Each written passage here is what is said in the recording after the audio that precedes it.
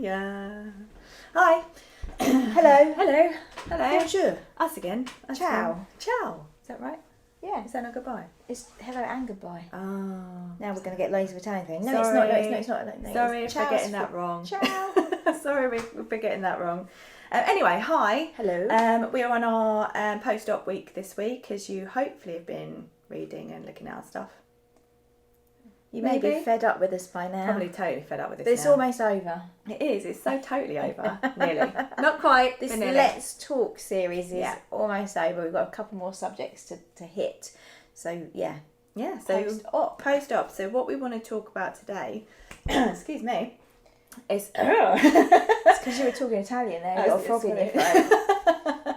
Is basically, why is it important to build strength after having a op? Well, Why? Why is it? Why? Why? You know, abdominal surgery is really important, like any other surgery, and I think a lot of the time which we come across is it's just not taken as such. So when you go and have a knee operation, you will always have, well, always, generally, mostly have physio, and then you will have a very slow, probably program set for you to get you back up to strength. You wouldn't go straight, you wouldn't go, oh right, I've hit my 12 weeks, now I'm going back in the gym, I'm going to go for a run, and I'm going to go and lift some heavy weights and squats. You know, you just wouldn't do it. Yet we come across so many ladies that have had C-sections, or, you know, other I'm going to use C-sections for the moment because it makes sense with where I'm going. Yeah. So we'll have loads of ladies with C-sections that will come in and they say, all right, I really want to come and I really want to work out again. And we're like, great, how many weeks are you? And they'll go, oh, 6.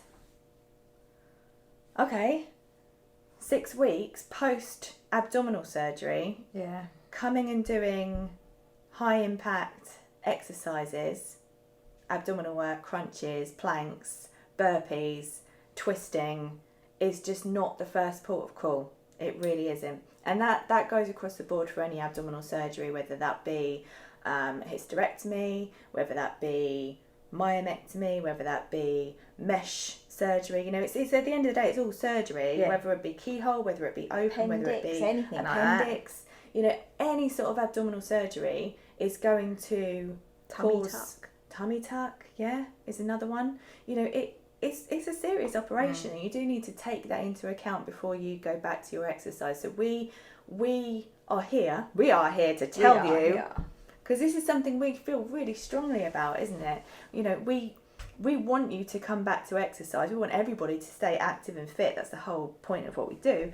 But we want you to do it the right way. So we don't want you to go back to do this really heavy, intense workout when really you want to be building slowly up like you would if you were having any other surgery. And sometimes that's the confusion, isn't it? That people that have had some kind of surgery like this, C-sections, hysterectomy, they feel like they don't think they're ever going to be able to get back to training how they used to train. They're never going to be as active as they used to be. They're never going to feel as strong as they used to do. But we need to get the message across to women that you can.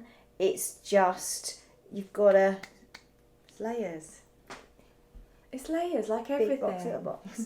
You've got to get that foundation strong, and the way to start is not by doing planks and burpees and crunches. Basically HIIT. Yeah. HIIT or boot camps in the first 6 weeks, 12 weeks even, is not starting slowly. It isn't. I know, we get it, you want to get back to fitness, but you're actually going to be putting more damage and prolonged problems if you do. Yeah. Just bear that in mind. I know that sounds like, again, super harsh and blunt, but we stand by this completely. Yeah. And if you go back to the wrong type of exercise, you may never get back to where you wanted to be because you've totally imbalanced the body. Yeah. The pelvis is out, the back's out, the pressure goes through the spine, you've got weak through the hip flexors, tight through the glutes, weak through the abdominals. It's, you know, you need to get balance back first so that when you do your impact work, it's all lining up and bouncing the way that it should. Yeah? Making sense? Makes sense to me. Makes sense to you? Makes sense to me. Makes sense to her.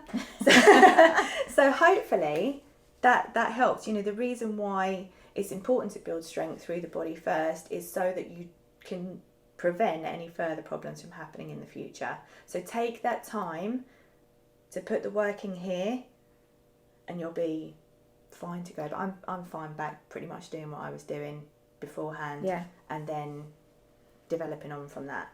So it is, but you have to do this stage first. So please bear that in mind. But any questions, any comments, please comment below.